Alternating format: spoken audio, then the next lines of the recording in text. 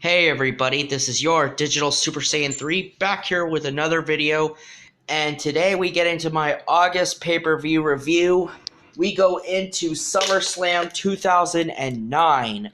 Took place August 23rd, 2009 in the Staples Center in Los Angeles, California. So much happens on this show as we get into it. We kick off the show with our opening match as Rey Mysterio defeats Dolph Ziggler to successfully retain his Intercontinental Championship. This was a good match to start off the show for the Intercontinental Championship.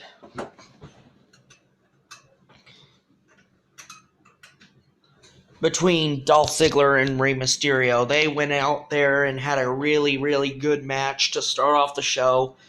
Rey Mysterio came out wearing the colors of the LA Lakers because, they were in LA, so it made sense they would wear the Laker colors of purple and yellow. So, yeah, it was a great match nonetheless between Rey Mysterio and Dolph Ziggler. They went out there and put on a really good match. Our second match of the night is a match between MVP and Jack Swagger. And did I forget to mention this show had 3 commentary teams? Monday Night Raw, they had Michael Cole and Jerry Lawler. SmackDown had Jim Ross, a.k.a. good old JR, and Todd Grisham. And then ECW had Josh Matthews and frickin' Matt Striker. So MVP defeats Jack Swagger in our second match of the show. And yeah, it was like a battle of the 2 different backgrounds. Like MVP, he was a former inmate / since he was once arrested and made some bad choices. Jack Swagger was this guy who had everything handed to him.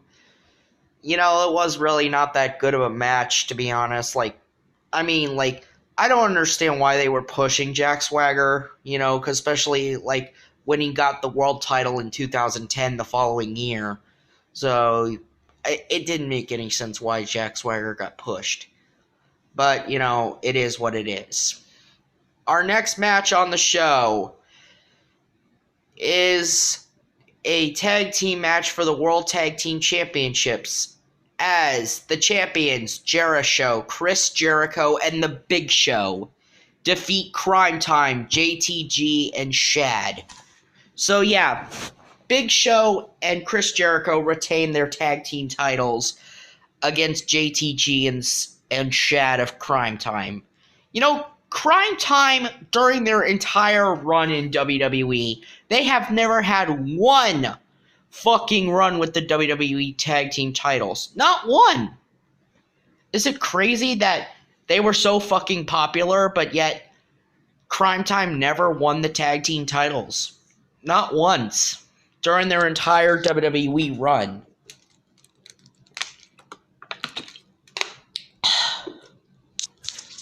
So yeah, Jericho retains their tag team titles. Our next match on the show is a big men match as Kane defeats the Great Khali in a crappy match. I love Kane, but Khali, this match was, it was just ridiculous, especially since the fact that this is also stemming from the fact that Kane lost to Khali 2 years ago at WrestleMania 23. And, Kane gets his revenge here, beating Khali at SummerSlam. And, this was also Khali being the babyface, trying to defend the honor of his brother Ranjit Singh, who was also his translator. So wait, Khali's brother was Ranjit Singh, who was also his fucking translator. Good to know. And yeah, this any match with the Great Khali is not really that good, especially since Khali by himself just can't have a good match. I mean, the Great Khali is just limited on his mobility, especially since the fact that he's such a big guy. So our next match is a tag team grudge match as the reunited D-Generation X, Triple H and Shawn Michaels, reform D-Generation X as they take on Legacy, Cody Rhodes, and Ted DiBiase Jr. And this was a really solid tag team match between Legacy and DX. They went out there, had a really good tag team match.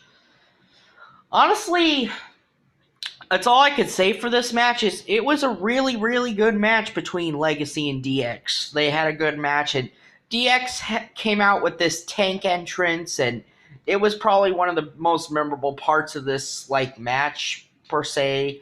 And yes, DX got the victory, and yeah, they would follow this up with a match at the Breaking Point pay-per-view in Montreal in September, because the feud would still be going until October, because they would end things at the Hell in a Cell pay-per-view in October. So yeah, this was a really good match between Legacy and DX. I wouldn't say it was the best match of the show, but it was a good match. Our next match on the show is Christian beating William Regal for the ECW Championship in 8 seconds. Christian retains the ECW Championship against William Regal in 8 seconds. And this was during the Vince McMahon ECW. It wasn't the very hardcore ECW that Paul Heyman put together. No, it was Vince McMahon's version of ECW. It was not as hardcore as Paul Heyman's ECW. So, yeah. 8 seconds. Christian beat William Regal in 8 seconds. Right as William Regal was trying to take his long jacket off, or his long, coat or robe off, what happens? Christian just rolls Regal up right as Regal was still getting his stuff off, and we couldn't have a proper match, and yeah, we would have a better match. These two would have a much better match at the Breaking Point pay-per-view the following month in Montreal, so there's that. And yes, William Regal came to the ring with Vladimir Kozlov and Ezekiel Jackson being part of his entourage. Despite William Regal had the numbers game, after the match, Regal, Ezekiel Jackson, and frickin' Vladimir Kozlov just beat up Christian after the match, after Christian just won in 8 seconds. So next up, we get the match for the WWE Championship as Randy Orton defeats John Cena to retain the WWE Championship. Now, this match was not really that good. I mean, Orton tried getting himself disqualified, and of course, Vince McMahon said, no. If you get yourself disqualified, you lose your championship.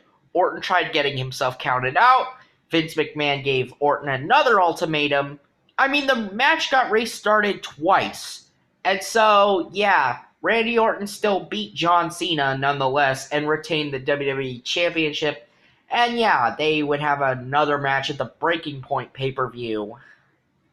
I mean, yeah, this was how far WWE was willing to push the Randy Orton-John Cena feud/rivalry.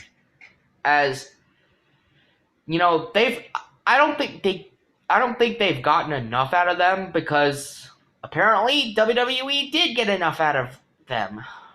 Or did they? Yeah, WWE was just milking it for all it's worth. And finally, we get to the main event, a TLC match. Tables, ladders, and chairs. As it was for the World Heavyweight Championship. As my man, Jeff Hardy, defends the World Heavyweight Championship against CM Punk. And yes, these two had been having their issues since the Extreme Rules pay-per-view of '09, when at the end of Extreme Rules 2009, CM Punk cashed in his Money in the Bank contract on Jeff Hardy to win the World Heavyweight Championship. And the two had been going at it and butting heads since then. I mean, Jeff had 2 attempts to win the belt off of Punk at the pay-per-views. Like, first it was at the Great American Bash, or just the Bash of '09, trying to win the belt off of Punk, and Jeff was unsuccessful at the Great American Bash, or just the Bash, as it was just shortened to the Bash in 2009. And then Jeff won the title at Night of Champions. Then they had a match on SmackDown. And yeah, this, that, and the other. But this was the best of their series. Tables, ladders, and chairs, as Punk and Hardy beat the ever-loving crap out of each other. Basically, this was personal. This was not just for a championship. This is also for the fact that Punk also mocked Hardy for, Hardy's problems with his demons. I mean, yes, Jeff Hardy, yes, he had his fucking demons during this time period. And yes, Jeff knows he wasn't perfect, but Punk, he was all about talking about how he's a straight edge, how he doesn't drink, how he doesn't smoke, how he doesn't do drugs. Yeah, that was the whole point of CM Punk's heel character. This whole heel gimmick that CM Punk was. Having to think that he's such a perfect straight edge, and he had that long black hair, which would get cut off, and Punk would have shorter hair as his time in the company would still go on until 2014. Anyway, Punk defeated Hardy to become the new World Heavyweight Champion after the GTS off the top of the ladder. And, Jeff and Punk, they beat the hell out of each other. And so, as Jeff Hardy is holding the world title up, after Punk won, or shall I say, after Punk beat Jeff to win the world title, lights go out, a familiar gong rings, and it's The Undertaker lying in the middle of the ring where Jeff Hardy was lying. And as Punk looks down and sees The Undertaker, Undertaker reaches down, choke slams Punk, and wipes out Punk, holds up the world title, show is over, and that was pretty much it. So, final thoughts of SummerSlam 2009. Well, the final segment of the show was really good. The main event was awesome. Rey Mysterio and Dolph Ziggler put on a great match. DX and Legacy, they had a good match. Some disappointments here and there, maybe, but yeah, there were some disappointing matches on this show. I mean, the WWE Championship match between John Cena and Randy Orton sucked ass, but still, it was still a good SummerSlam nonetheless, and I enjoyed SummerSlam 2009. Anyway, this has been your Digital Super Saiyan 3, and I will see you next time.